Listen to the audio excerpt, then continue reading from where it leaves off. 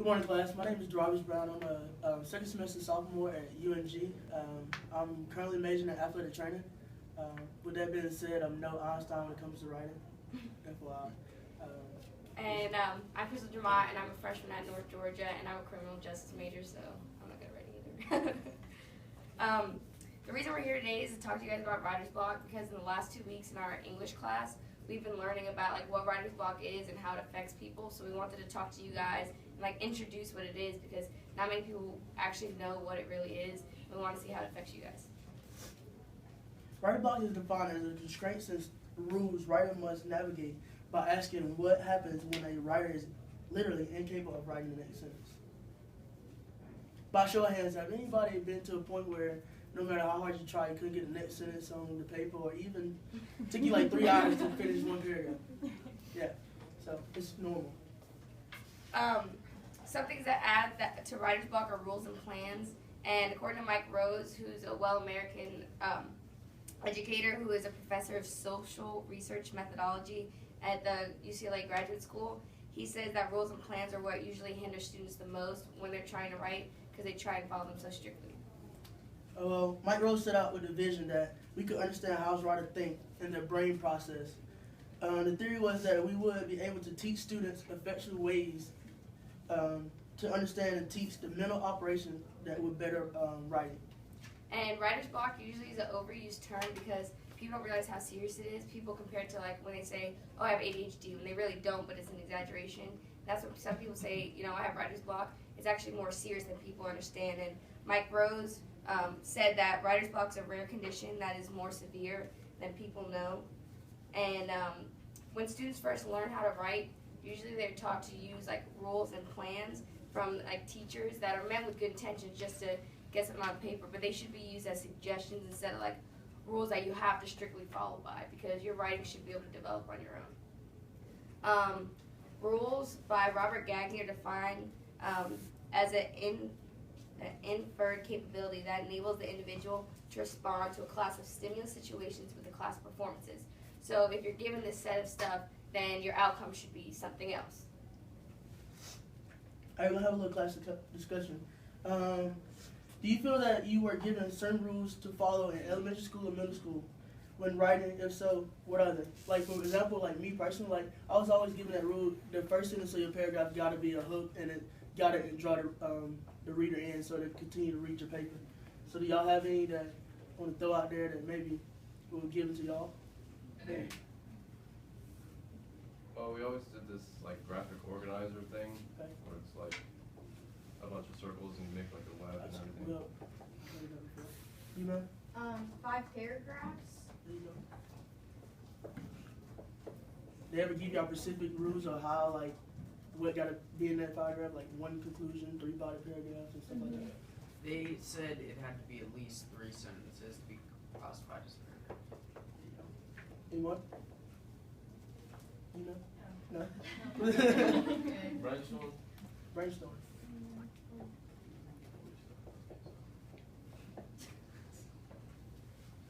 Any other ones? Okay, well, some other ones that we came up with that we know we've been taught is that you have to have an introduction, 3 body paragraphs, and a conclusion.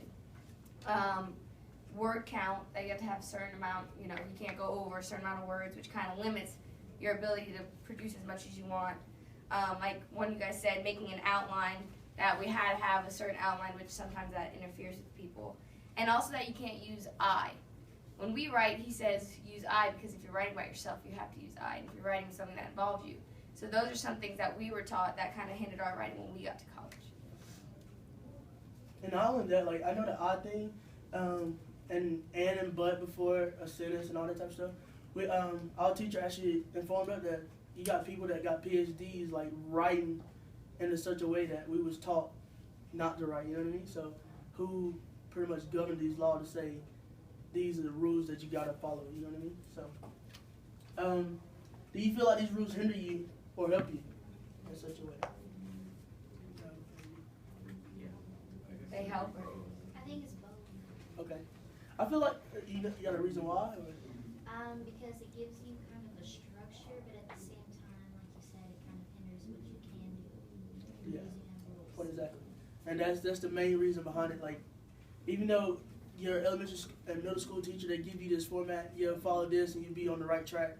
But at the same time, when you look at it, it might affect your writing abilities in the end. Plans are another problem that were introduced that like it develops writer's block. And plans are internalized instructions to the self that give a course of action to produce a goal. Some people feel like they can't proceed on if they don't have a plan, like the outline. Like, I have to have set in stone what I want to do, otherwise I can't just write. And that hinders people because if they don't get their right outline, or if they start typing and they don't feel like it's good enough to go with their outline, then they're like, oh man, this is bad. They start deleting everything. They have to redo an outline when, that can hinder people sometimes because you have to be creative when you go ahead and write. How many guys feel like outlines help? Oh, wow, no one. The rest of you guys think that they're good? They're bad? Yes. You guys don't know? I know a lot of it. Me personally, I know I avoid the outline just the fact that I feel like it's take time and it's time consuming, so to speak. Anybody feel that way? Or maybe? Yeah, I feel like it takes too much time and it's not as helpful as it should be. Yeah.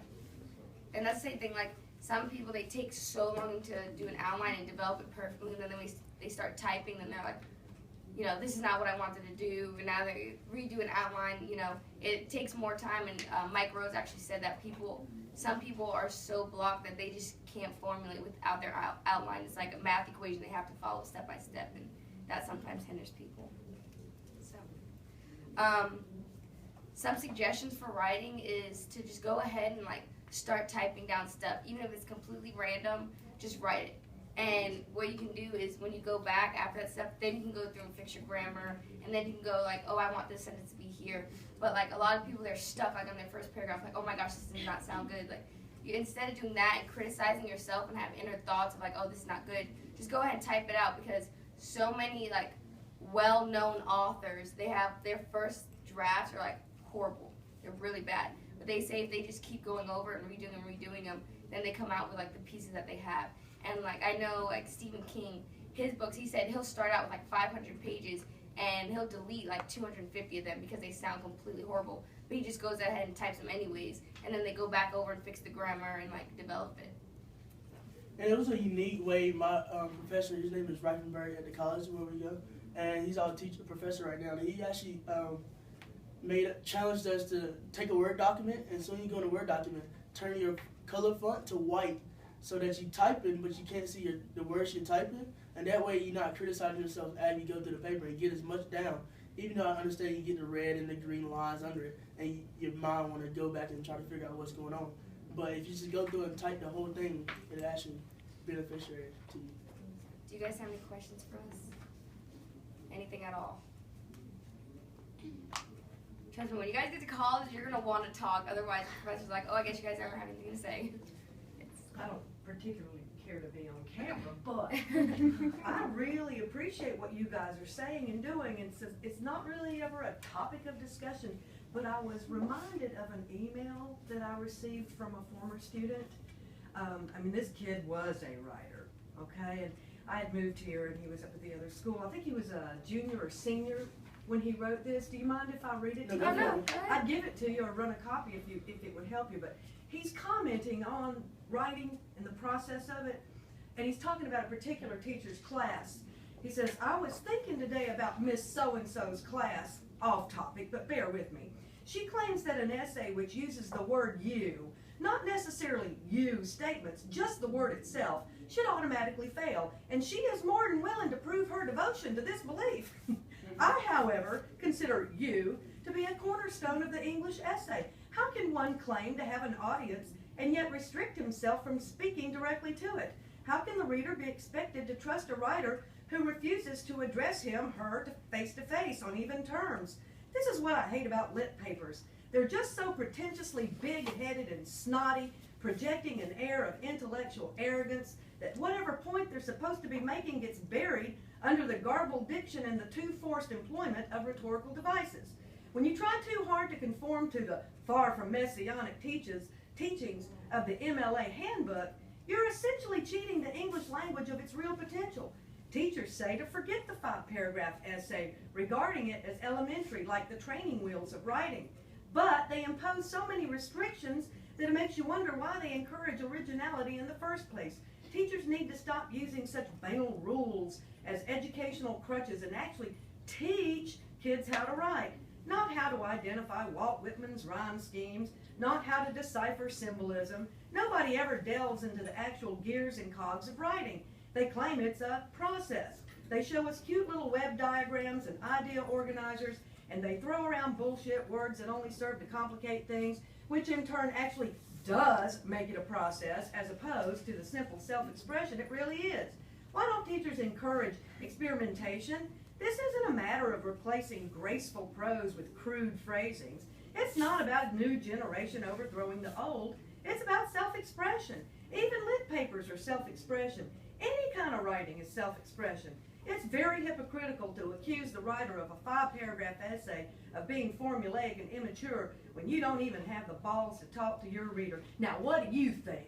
This is what this kid would do to me. But, I mean, it was a really interesting perspective on the word you, and we have talked about using you. And I remember at Dalton State College, they were so horribly formulaic. And every one of their teachers in freshman English had to operate by their department chair's set of rules. It was so horrible that I'd say 3/4 of their freshman English kids flunked. And the reason they were so, difficult is they wanted to weed out anybody who wasn't going to pass that Regents writing test first time out, because that's how they got their rankings.